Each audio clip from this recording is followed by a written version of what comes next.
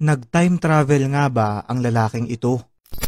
Mga kaibigan, ang video na to ay nakuha mula sa isang CCTV noong April 26, 2024. Ayon sa may-ari ng bahay, ay bigla na lang daw pumasok sa kanilang bakuran ang lalaking ito at pumunta sa isa sa mga gusali.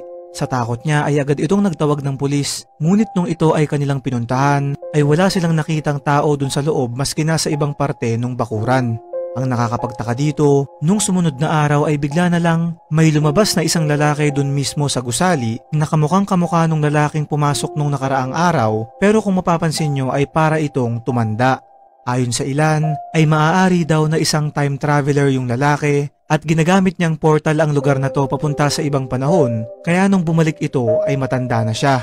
Pero ayon naman sa iba ay baka raw scripted lamang yung pangyayari upang maging usap-usapan sa internet, ngunit kung ito man ang dahilan ay bakit nagtawag pa ng pulis yung may-ari ng bahay.